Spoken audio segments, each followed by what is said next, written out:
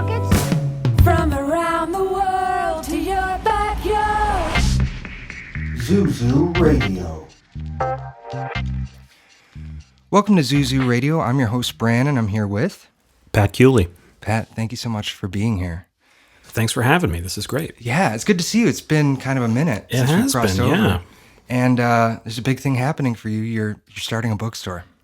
I am starting a bookstore, yes. I must admit that I am starting a bookstore. I got to say, this is a little bit of a reactionary episode for me because I'm used to studying up and figuring out what we're going to talk about and working through it all, but I barely know anything about this, so I'm kind of flying blind, which is exciting. Same. We can get into details, but I guess we probably got to zoom out and look at a big picture first. And my question to you is, why are books cool? Yeah. Gosh, that's why is sleeping feel good? It's just the best. Yeah. I mean, there's nothing better than... I'll sometimes be talking to people about stream. I'm also a big record collector. And I'll sometimes be talking to people about streaming music. And I just kind of never clicked with Spotify or any of the big streamers. Not primarily for ethical reasons, although that's a big, thing that I think about. But even setting that stuff aside, I just have always had a hard time with that much choice and just kind of feel like I'm just kind of staring into the void. Yeah, and definitely. As someone that grew up and was listening to music in the 90s, that is just kind of baked into my brain, how I organize the stuff that I put into my brain. I need to be able to run my eye down a row of spines and go, look at this, look at this, look at that. Or pick up 4 things and go this is going to be my weekend with these things. It's very, very difficult for me to just kind of sort of pick things out of thin air. Yeah, the digital ether. Yeah, and which, and other people, that works for them. And obviously there's curation and things that happen on those platforms, which, have their own issues. But I obviously, I feel like books are kind of the same way for me, where it's just being surrounded by wonderful books and looking at them and reading them and, all that kind of stuff is just, I mean, there's nothing better. I mean, that's an explanation of why being near books is fun, I guess. But they smell good. Yeah, they smell good. No, it's just, I mean, what could be better than a wonderful book, Yeah, I feel like that's lost on a lot of people. It's not lost on me. I love reading. I love the act of having a physical book and reading it. And there is something that's truly magic about that. The way that your brain interacts with a physical object rather than a screen, are there books from your childhood that really stand out as ones that, were formative for you in terms of forming the relationship with reading? God, yeah, I was just talking to my wife about this. I remember reading a lot as a kid, and a few times in elementary school or middle school, teachers seeing that I was reading something that they thought was grown up and being like, "Whoa, look at this! This is great." And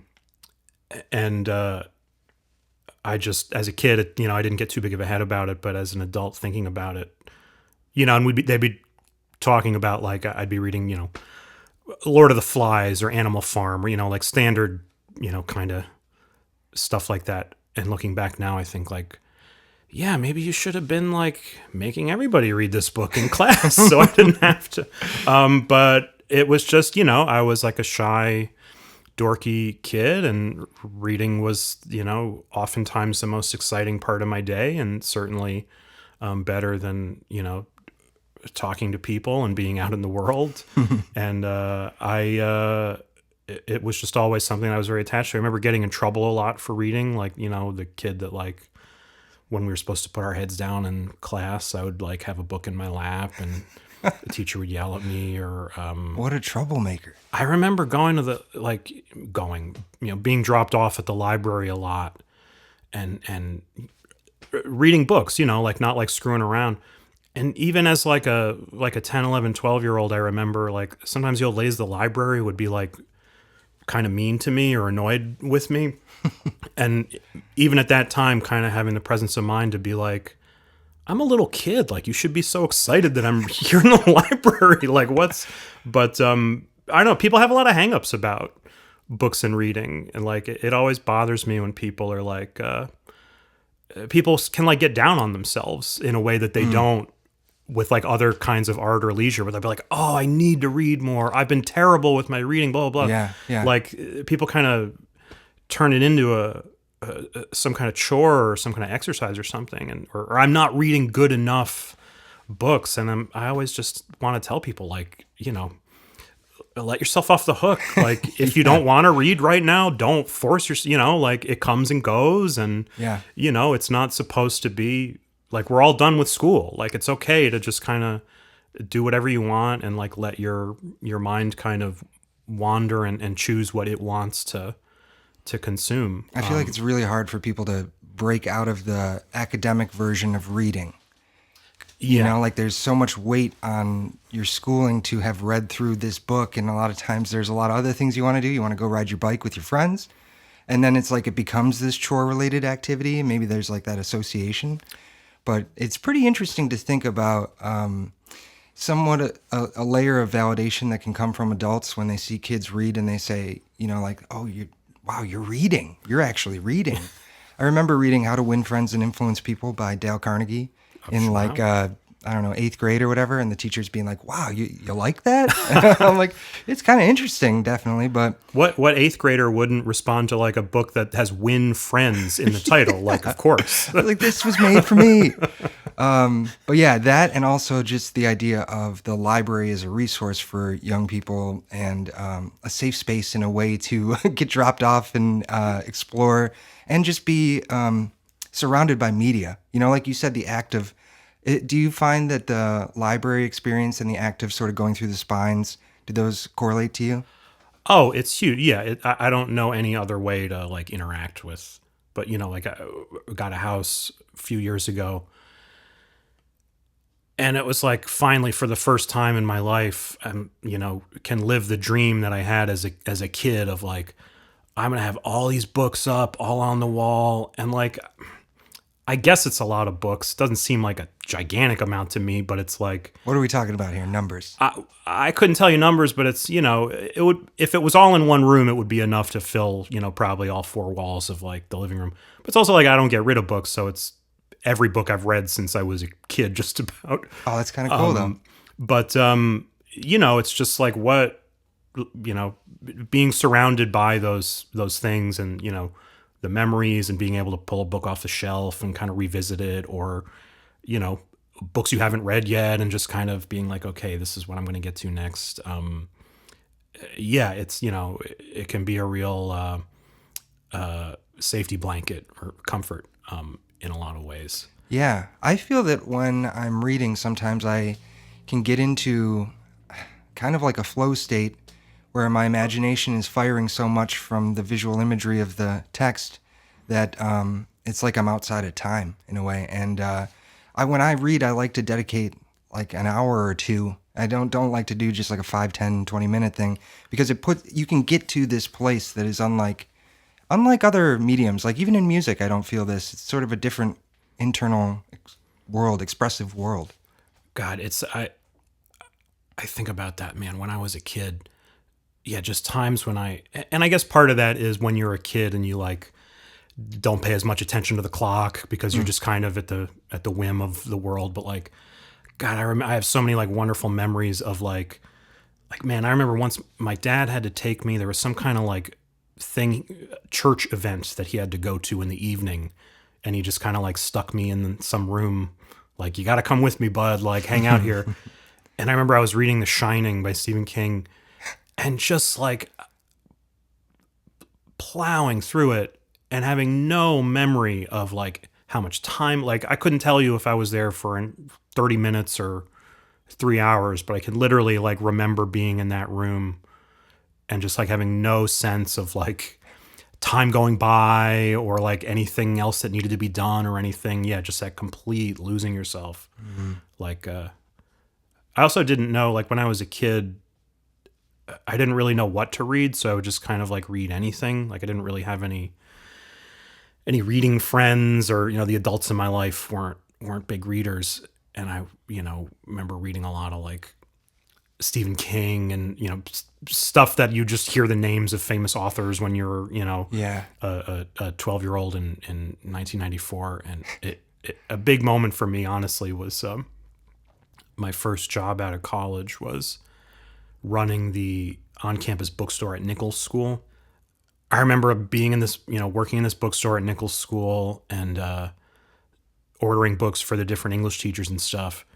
And they'd be ordering all these books like Don Quixote and Moby Dick or, The Mayor of Casterbridge or something for like 5th and 6th grade classes. I remember thinking like, holy cannoli, like I would always have in my mind like, yeah, maybe I'll read Don Quixote like, when I'm an old man someday, and just reading like, oh yeah, like you can just read the book, like it's in English, you can just read it. Yeah. And kind of having a sense of like, I love to read, but I'm not as well read as maybe I thought I was as a 21, 22-year-old, and kind of, but in sort of a good way, like that kind of broke a log jam of like, oh yeah, I can just read anything. Like little kids are reading this stuff. Like Right. It's like there's some gatekeeping there, just with the legend of however epic this book is, and also, and again, the academics that play into it, where, oh, I've got to read the Scarlet Letter, so like someone's making me do that, so I don't want to.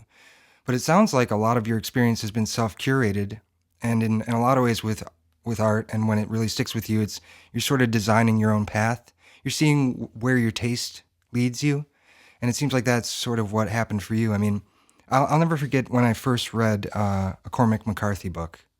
All the Pretty Horses, I think, was the first one I read. And it was like, wow, this is what reading could be like. If I find the right voice and I find the right tone and texture and it really speaks to me, then it's a joy. But it can really be a chore, too, if you're sort of boxed into something that you don't want to hear. Like, it's like when I try and play like bebop jazz for somebody and they, don't like jazz, it's like noise. But other things could be just fine. They just got to find it, it drives me. I mean, that's kind of like something that always kind of bugs me. Yeah. When people with situations like that, I'm not playing a lot of bebop jazz for people. That's just a private, shameful thing. But the thing where it's like, if you don't like it, if you like it or don't like it, like that's great. But I hate it when people go like, oh, I don't get it. Or like sometimes you'll hear people say things like, oh, that's probably really good, but I just like didn't understand it or what. Yeah. And I just be like, well, it is like, it is what it is. Like there's nothing more to it than what you is going in your ear right now or in the, you know what I mean? Like, don't sell yourself short as like, oh, this is so beyond me, like, what am I even hearing? It's like, well, you're just hearing what you're hearing. Like, you can, and if you don't like that, that's fine. But I hate it when people kind of, discount themselves from, being allowed to like stuff. Or where do you think that comes from for people? Because it seems pretty pervasive. I definitely have encountered it. I think that I mean, not to like pontificate too much, but I think there might be kind of not an anti-intellectual thing that people kind of absorb through society, but sort of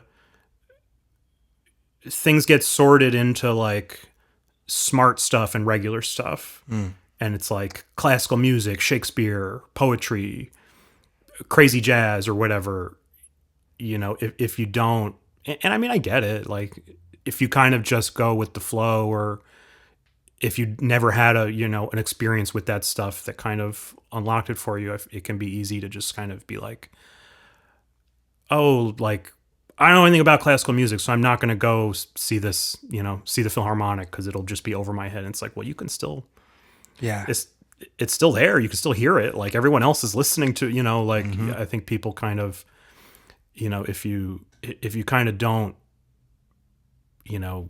have the experience with that kind of stuff that makes it click for you, it can just be easy to sort of kind of push it aside and go like, well, that's for professors and, Yeah. you know, It seems like you've been able to. I'm thinking about one of your projects in particular where you put together a compilation of like lesser known or maybe nearly unheard of. Was it Hawaiian centered music? And it was the kind of thing that I saw you doing it and I thought, wow, I love when people are willing to put energy into being an archivist of an era or a sound that has sort of been lost a little bit and it's coming back in. And you don't have to be an expert to put the effort in. You know what I mean? And I think that maybe that's sort of what we're talking about. Is some people just avoid the unknown altogether. And it seems like you've, throughout history, have kind of like sought out those moments. Maybe you could speak about that record a little bit. that's a great example where that, I collect a lot of 78s of Hawaiian music from the kind of the teens and the 20s. There was a time in American history where like specifically the Hawaiian steel guitar was just insanely popular. It was the best selling music of like any kind of popular music in America. A few years ago I put together a compilation of some of my favorites. A Chant About the Beauty of the Moon at Night is the name of it. Great name. If you want to look it up. But that's a great example of what we're talking about because the music on that record, while it may be like unheard today, is totally not rare at all.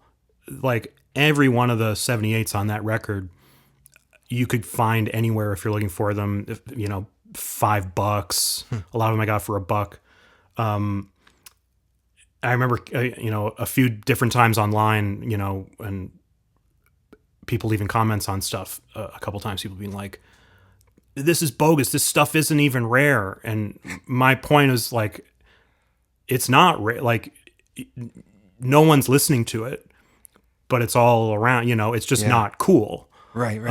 And sometimes things like that, they just need a little bit of reframing.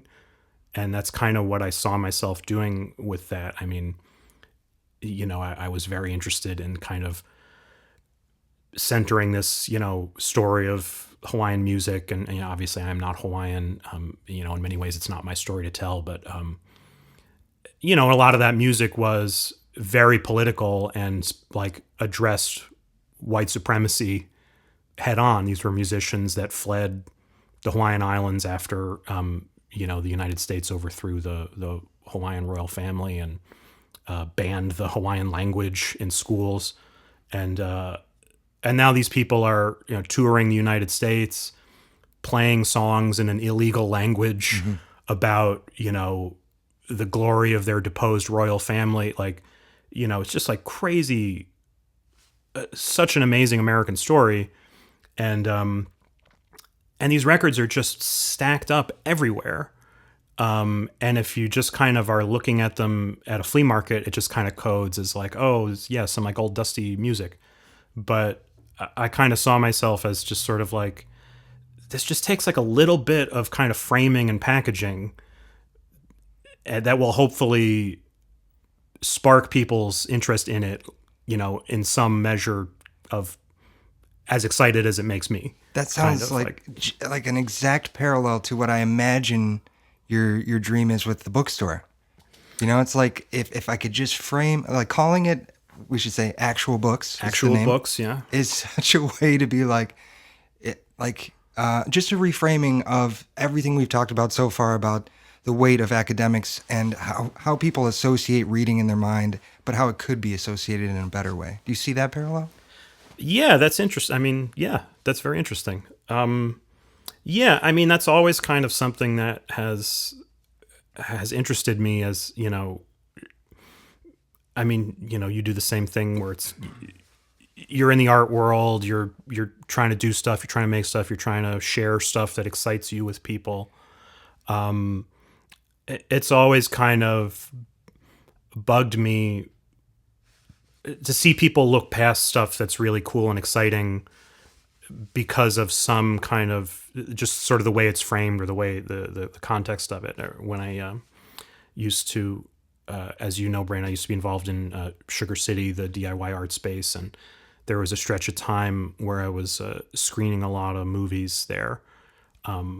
And Did you do Carnival of Souls there? I did Carnival of Souls. First time I ever saw it. Oh my God. I own it on Blu-ray now. It's one of my absolute favorites. And Mark Summer from the Buffalo News reached out for that screening, and he had interviewed, I guess, back in the day in the 90s or something. What's the filmmaker's name? Not Herschel Gordon Lewis. Harvey. Herc I Harvey. think. And he came and he had all these great Herc Harvey stories, just like amazing. But I would show that. I remember showing things like The Man with a Movie Camera or, Fritz Lang's M. A lot of them were chosen because they were in the public domain, but, silent movies and things. But I remember at the time just kind of thinking, I want to present these in a way that makes it clear to people that they're entertaining. Like, it's not just come here and watch this movie and eat your broccoli. Like, do you know Man with a Movie Camera, the Dziga Vertov movie? It's a silent movie it's like early 20s. It's him going crazy in St. Petersburg. He calls it a city symphony. It's just kind of impressionistic thing of him and his camera team just like running around, like making this kind of cinema portrait of the city, and they're doing all kinds of crazy camera effects, and there's scenes of the audience. There's scenes of an audience in a movie theater watching the movie and watching themselves. Like, it's totally bonkers. You would love it, Brandon. But it's like a very important movie in film history, and I learned a lot about it in film school and stuff. But it also, I mean, even just talking about it now, it gets me so hyped. It's so cool and exciting. And like, I don't want to dumb stuff down or like, kind of sell myself out with stuff like that and try to, whatever, make compromises for a mass audience. But I want to, take a thing like that and just get, a certain number of people to hopefully notice, like, this is fun as hell. Mm-hmm. Like, you can take it farther than that if you want. But if you just want to watch like a cool ass mystery movie, Fritz Lang's M is just a great old time at the movies with some popcorn, or whatever, or Carnival of Souls or things like that. And so, I guess I've always kind of had a sort of a hang up about sort of reframing stuff like that. Yeah, definitely. I can see that because certain people might look at a black and white movie and go, oh, old movie. Like, all black and white movies are old. I'm just looking at what Marvel's coming out with next, and they maybe never have the door opened on just how rich those movies are creatively, artistically, what they can mean, Yeah, and which again, it is fine if you're making those decisions sort of with a clear view of what you're talking about. You know what I mean? Like, everybody doesn't have to like, kooky stuff or whatever, but it seems important to me sometimes to just kind of make it clear, like, this might not be exactly what you think it is. Yes. Before you kind of write it off or ignore it, or just sort of, I mean, not that I feel it's my mission to get this stuff in front of people, but just like, you could be having a little more fun than maybe you realize by like watching this thing or hearing this record or whatever and having your mind blown. I mean, we've all been through that a million times in our lives where we, something that gets us hyped up, and you just got to encounter it. The first thing you want to do is get someone else to have the same reaction that you are. Right. Which is, I mean, I don't want to, I feel like I want to make it clear that I'm not exclusively interested in consuming like highbrow. I don't want to. Pat's only into the weirdest of the weird. I can feel myself sounding really pretentious here, and I want to make it clear that I'm dumb as hell. I've been reading really corny stuff this year. The last book that I read in full was about the films of Steven Seagal. Oh yeah. Which, I mean, was rad as hell. Oh, we're going to have to talk off mic. Yeah, I got some recs for you. But anyway, yeah, so I just want to make that clear that I'm not that guy. Well, since you brought up Sugar City, maybe this is a good time to sort of just curious, like, you spent a lot of time being the volunteer coordinator for Sugar City, which was an all-ages nonprofit art space, safe space, just one of the true gems of Buffalo for its run. And I was wondering if you're going to be drawing on anything you learned in that experience as you move into this new world of books. Definitely. It's funny. This has been a real getting the store off the ground and kind of thinking about it for the last few years and figuring it out. It's been a real education in kind of collating all the previous experiences that I've had, you know, creatively and with community and in the scene in Buffalo here.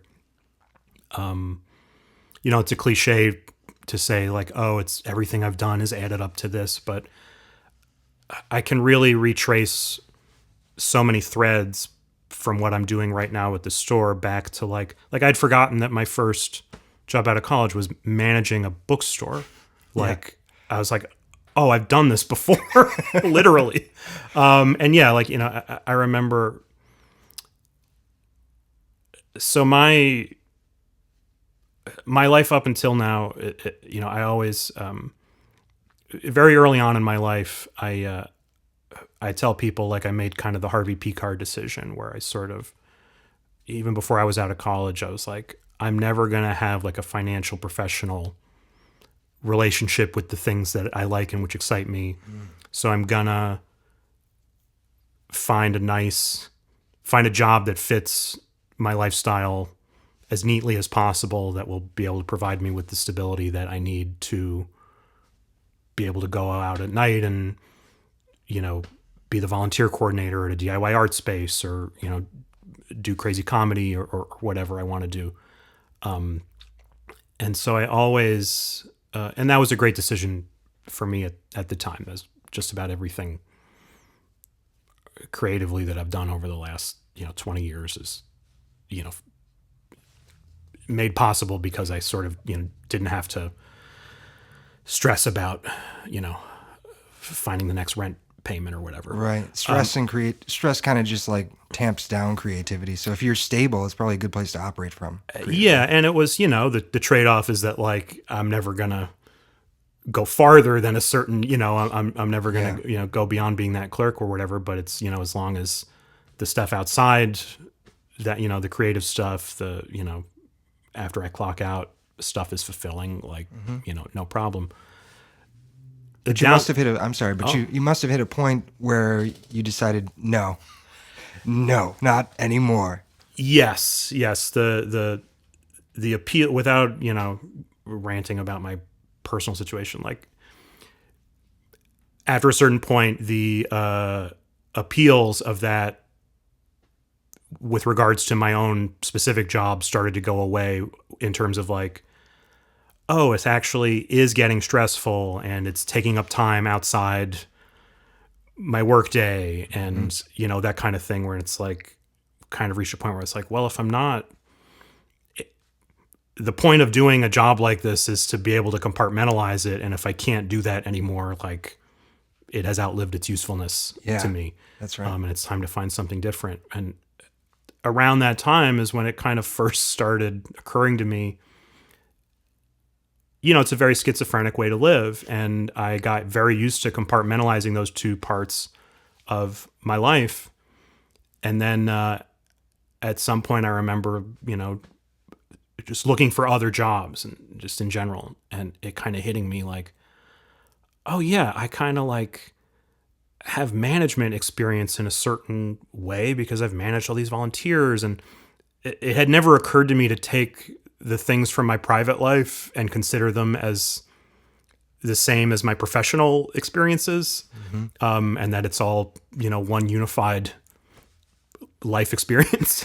And so now, with the bookstore, it's definitely like, there are so many things that I can point to that I've done over the last, you know, 10, 15, 20 years, where I'm like, oh yeah, that taught me this lesson, you know, about how to promote something, or how to, you know, figure out this thing or that thing.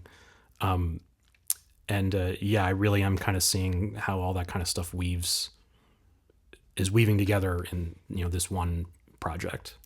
Yeah, I can definitely identify with the idea of attempting to compartmentalize. I've often wondered where this desire comes from to keep these things separate. Like for me, there were a lot of years where I was working in the nonprofit world on mainly like the marketing administrative side and doing music on the side. Or, I was managing a liquor store for a while and I had my studio space in the basement after hours and it was like enough. But then, when the pandemic happened and so many things shifted for everyone, it was this opportunity where I thought maybe I could follow my dream a little bit more. Maybe I could keep that door wide open instead of just crack it open in the hours after my job was done.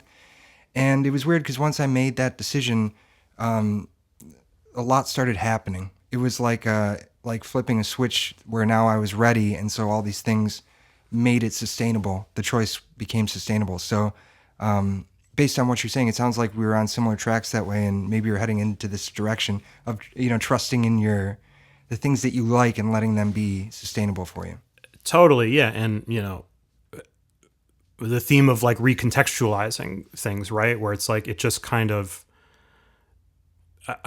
needed to go through this process of just shifting my lens on the way I looked at my life and the things I'd been doing just slightly, but it was enough to bring different things into focus and be like, oh, I know more about how to do this than I thought I did. Maybe I don't know all about how to do it, but I'm, not as completely unprepared as maybe I thought I was when I first embarked on it. Yeah, you could trust that you'll figure it out if something comes up, right? And Buffalo's a great town for that kind of lifestyle too. I definitely, if there's anybody younger listening to this, I definitely recommend that as an option to just find a stable job that will not demand very much from you and like use it to fund your art practice. There's cons to it, but it's certainly worth considering. I mean, I remember, in my early and mid 20s, it being like kind of a novelty amongst, going to the basement show in my like work outfit, and everyone would be like, "Who's this nerd?" And I'd be like, "I don't know." Like this is just what I decided to do. It's just working. Guys. Yeah, it's working.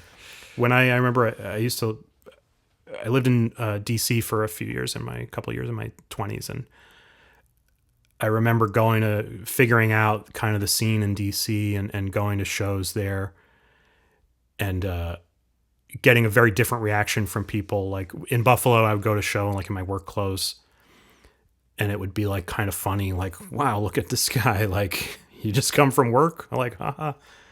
And I go to DC and I go to the shows like that, and I very quickly learned like, oh, people do not want to see someone in a collared shirt and a tie at the punk show. Like, it means something very different here. Like, sure. Yeah. I could see that. Yeah, even in the punk scene especially, yeah, there's that nonconformity. Don't want to see that shirt and tie. Well, and just I think a lot more people had jobs like that in the scene. And it's just like, yeah, we don't want to think about this. Like, yeah, we all just came from our internships or whatever. Yeah. Like, I get that. Like, this is the only chance I get to wear a crazy t-shirt. Like, Pat, let me ask you real quick about some of your personal reading habits. When you are reading, when you're in that zone, do you find yourself committed to one book at a time, or do you have multiple books going at one time? I used to only be committed to one book at a time, and I used to be committed to finishing any book to the bitter end. And I recently had a form of midlife crisis where I realized life's too short to, you got to pull the ripcord on a book if it's not giving you what you want and bail out. Yeah. And similarly, I started for the first time in my life the unthinkable practice of having multiple books going at once. I don't think I could read two. Like, I'll have a novel and a nonfiction book, or a book of poetry and something else. I'm not sure I could read like two novels simultaneously, but I'm definitely more, I don't know if I'm more interested in or more able or what the word is, but I'm definitely like, we'll have different things going at the same time to kind of be able to scratch whatever momentary itch I'm feeling when it's time to read. Yeah. If that makes sense. Oh yeah, same for me. Like a biography, some fiction, some spiritual literature. Like definitely need to have it varied so that my mind kind of keeps the thread on what's happening. I've always been a very slow reader, and it's driven me crazy. And I used to try and figure out ways to read faster, speed reading or whatever, and I just read as fast as I read, and it drives me crazy because I want to read more books than I can read. And so that definitely like fed into it. One day at some point, a certain number of years ago, I ran the numbers on like how many books a year I read, give or take. If I live a certain amount more of years, Oh God, how many more books am I going to read in my life? yeah, And it was a totally shattering experience. I don't recommend it to anybody. It was deeply depressing and upsetting. And it took me like a couple weeks to kind of come out of the funk of just looking at a number and being like, well, that's the number. Yeah. If I'm lucky, that'll be the number. Right. And then it made choosing a book to read a very fraught experience because I was like, is this going to be one? Like, what if I choose wrong? That's, but I guess I kind of came through that, into the mindset of just like, I'm just trying to read and have fun here. Like, I'm only going to live a certain amount of time. Like, yeah. Got to bail when you know it's not right. So again, just kind of letting yourself off the hook with stuff and not turning it into homework or a chore or whatever. Well, I feel like this is a loaded follow-up now knowing that, but do you ever reread books you've read before? Once again, I only just started doing it like in recent years. I never ever did it before because I was like, it was frustrating enough, not being able to read the books I wanted to read. I'd be like, why would I take a step backwards and reread? But like, at a certain point, I guess it's like getting older too and getting far enough away from, like, there's books that I've read 30 years ago, which wasn't always the case, that, I can reread something now without feeling like I'm wasting my time reading something I just read. Yeah, it's almost new again because it's been so long, you mean? Yeah, I was just talking to someone about this as far as films go, like seeing I'm talking as if I'm a super old man, but it's really fun to get to an age where you can revisit the same art with like decades in between kind of, definitely have a different experience. And it is like, it doesn't feel like rereading or rewatching. It feels like having a different experience, a new thing. Yeah. In a lot of ways. And it's so interesting. And I get so excited to do that now, to kind of revisit stuff that I can remember my reaction to it 15 years ago or something and think like, I bet I'm going to see this differently. Yeah. Right now. That's interesting. Like him or not, he's definitely a troubled guy, but Shia LaBeouf was giving an interview about being in Megalopolis, and Francis Ford Coppola was trying to coach him on what he wanted out of his performance, and Shia was saying, I just couldn't get it, and I made peace with that fact because this guy has like decades of life experience that I can't tap into. He's talking about something that I just don't have access to. And so what you're saying is just a really profound point, revisiting some of these things from when you were young and just seeing how your perception of them changes when you're re-experiencing it is really cool. It's interesting you bring up Megalopolis. That plays a certain role in my decision to open the bookstore. What? Tell me more. Without like getting into too long of a story. Another downside of the like 9-to-5 day job life path that I chose is you can get addicted to that stability too. Sure. And when I started wanting to leave my job, I had a lot of hangups about money because I'm just always used to having a small amount of money deposited in my bank account every 2 weeks. Yeah. like It's the a good weather. feeling. It's a great feeling. Yeah. I recommend it to everybody. Kind of getting over that hang up of, taking a little bit of a risk or whatever, it was a big deal for me. And it's a great privilege to even have that to worry about, you know, as an option. Not that that's, I mean, you know what I mean, but Yeah, definitely. and when I'm kind of thinking about this, do I want to leave my job? Can I handle, you know, taking a step back from the world of stability? You know, maybe I want to take this risk or not. You know, it was a very stressful time, you know, over the last 6 months. And, you know, I should say I work for the federal government. A very stressful time to be working for the federal government the last 6 months in 2025 here. And I've been just kind of reading a lot of stuff to like, for like stress relief of just breezy, like whatever, like 33 and a third books or things like that. And I was kind of in the middle of this big kind of crisis. I was figuring all this stuff out. And I said, oh, this will just be like a fun read. This new biography of Francis Ford Coppola from a year or two ago, The Path to Paradise. Have you seen this? No, I haven't. I forget who wrote it. A new bio of Francis Ford Coppola. Totally either the exact right book at the right time or the exact wrong book at the right time. Because the whole book, it goes up to the production of Megalopolis. The whole book is about the life of a guy borrowing money. The story of Francis Ford Coppola is a story about banking and borrowing and lending and interest rates and stuff with like the occasional movie in between. And just every so many years, he completely uprooted his entire financial life and put himself at extreme risk financially to do these crazy projects. By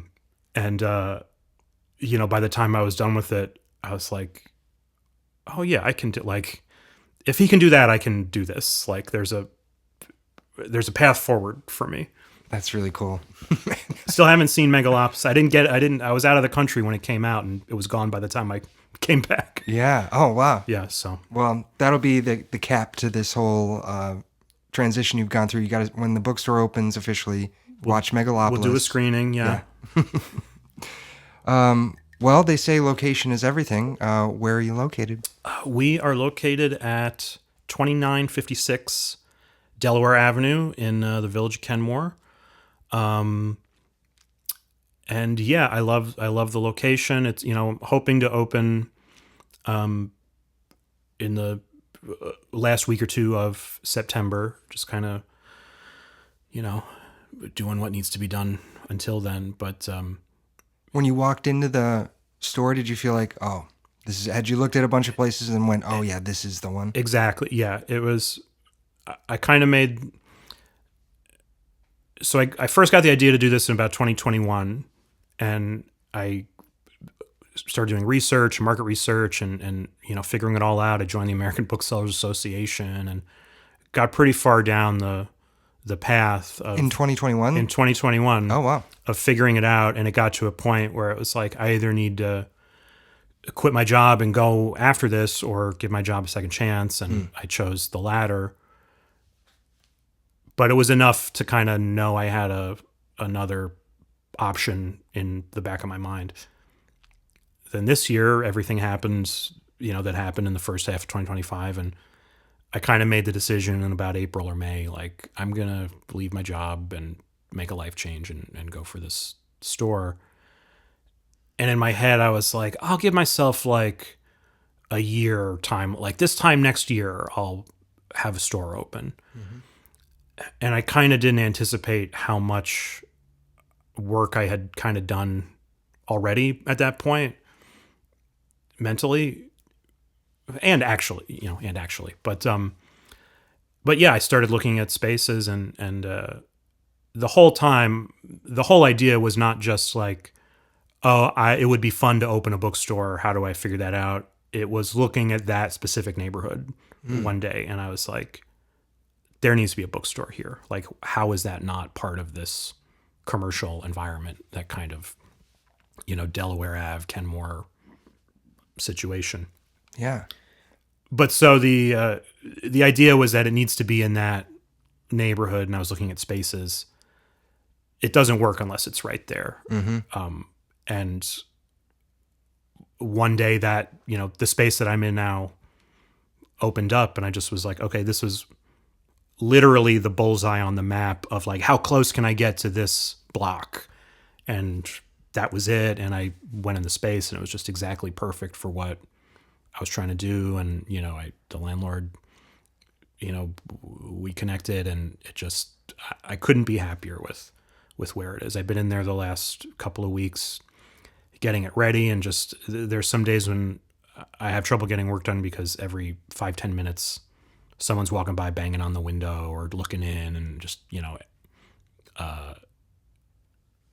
I'm wondering what so you're up to? happy about. Yeah, it really was like love at first sight with the location itself on the map, and also just the space itself is just exactly what I was looking for. It's got a little elbow room for, events, readings, that kind of thing, space to hang out, but it's not like too cavernous in a way that makes you feel weird. I'm super stoked to like get it all polished up and share it with everybody. That's awesome. It reminds me of Sugar City finding the Niagara Street location, where you just are like, oh yeah, we were always supposed to be here. It was like custom built. Yeah, that's great. Totally. What about specialty? How are you building your shelves out? What are you going to have on there? So I was just having a conversation with someone about this. The idea is for it to just be a general interest bookstore. I feel like Buffalo's always been a great book town and bookstore town. And I feel like Buffalo is kind of really well served with like specialty shops between Read It and Eat and Afterglow Books and Gutter Pop and M&M and shops like that. But it always kind of bugged me that, I live in, Tonawanda. If I just wanted to buy a new book, I don't want to say a regular book, but a book that didn't fit a specialty like that, I go to Talking Leaves, which is great, and I love to go to Talking Leaves, or I have to go to Barnes & Noble on Niagara Falls Boulevard. And, for people who may not be familiar with those geographical references, it's, both of those things are 15 minutes in the opposite direction from where I'm talking about. And it just kind of hit me where I was like, there's 75,000 people right here in this neighborhood. Like, there's a spot on the map where this store makes sense. But that's location. You're asking me about what kind of store it is.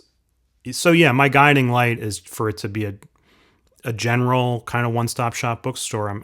I keep telling people that I need like my mom's friends to be able to walk into it and right away be like, oh, I get what this is. This is a bookstore. Like, it can't be Pat's, kooky art weirdo store. Maybe a section, but maybe yeah, a section, which also like we have, we have fun kooky bookstores that fit that niche too, That's right, that are doing a great job. Like, I can't outdo that. That being said, a friend of mine the other day was like, I can't wait to see your store and like, see what it's going to be like with you doing it and how crazy it's going to be. And I kind of gave him the spiel I just gave you. But of course, the caveat with that is that I am a weirdo, and it is like me trying to make a normal general interest bookstore is not going to succeed in that way, because I am not a totally normal guy. So I'm sure that like my strange tastes and personality will come through, but I'm trying to sort of make it be the kind of just regular one-stop shop bookstore that I want to go to, which is a bit of a weird store, but I am in that point now where I'm ordering books and I'm having to kind of navigate the thread of like, you want to go with trust your instincts and go with your gut about what to stock and what not to stock. At the same time, you have to step back from the ledge a couple times and be like, not everyone is exactly me. Like, I'm not making a store for me. Like, yeah. I already have a house that has all the books that I like in Right. it. Like, it's not, the world doesn't need the store that only has books that Pat likes. Yeah, yeah. Well, one thing that seems really true about places like this, whether it's a bookstore or record store, is that the owner's vibe is imparted into the store, even if that isn't in the inventory. You know what I mean? Exactly, Like people yeah. go in there, especially a bookstore, you walk around, you hang out, you spend time there, and you probably, if you see regulars and conversation happens, you're creating the atmosphere by just being who you are, and then the product is the product, you know? And, you know, I don't want it to be, I hope I'm explaining myself right. I don't want it to be lame, Sure. but like, you know, everybody needs books. Just before I came over here, I was stocking shelves and I put some James Patterson books up on the shelf, and right across the walkway from that is a table full of crazy zines. Like, you know, I don't know if that means that it can be all things, all people, but like, you know, I don't want only people that want crazy zines to enjoy this. You know, like it's for the, you know, without being too schmaltzy, it's for the community. And Yeah. there's people there that want to read a freaking Danielle Steele book and just chill out, you know. And One thing that might surprise you, though, is the person that grabs the Patterson book turns around and goes, "Hey, what are these?" And just by being in proximity, by the space you're shaping, they might like it. totally, or vice versa. Yeah, you know, right. I just the other night I was in there and I have books set up, but I'm not like ready for business yet, and somebody was banging on the window, and I opened the door, and there's this new biography of R. Crumb that's out that you can see right inside the door of the shop, and she wanted to buy it so bad, and she looked to be in about her 50s, and she was like, "I want to get this for my dad. My dad really likes R. Crumb. I want to get it." And I felt bad, but I was like, I don't even have like a cash drawer right now. Like, just, it'll be here in a couple weeks. Trust me. Like, I'll save it for you. Yeah. But it kind of then, you know, when I closed the door, I kind of was thinking like, man, so this lady's dad is like that into R. Crumb, like whatever age that is, like what an interesting guy. Yeah, yeah.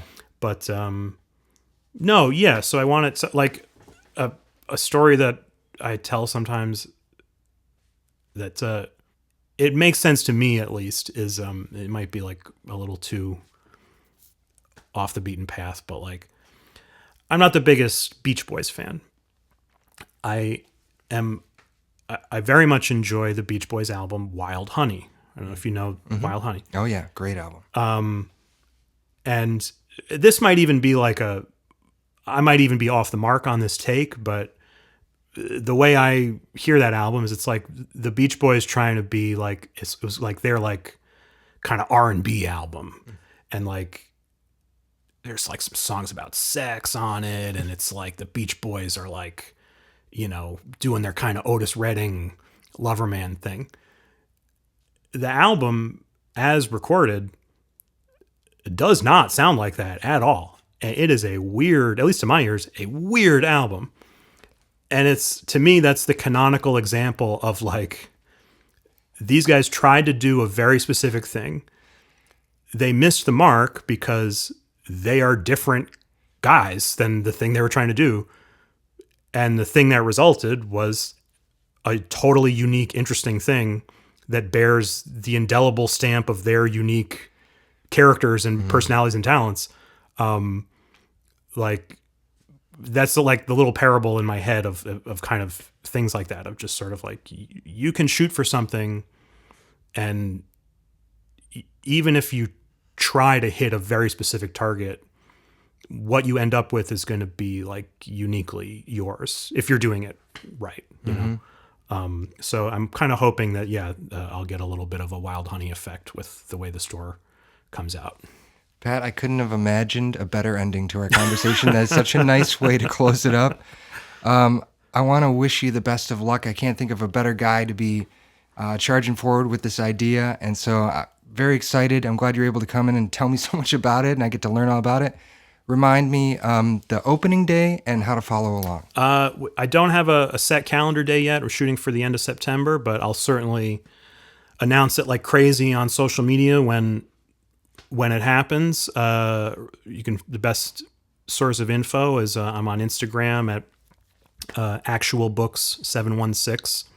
You can also order online right now at actual-books.com. But yeah, thank you so much for having me. I'm super excited to unveil this for everybody, and I hope everybody likes it.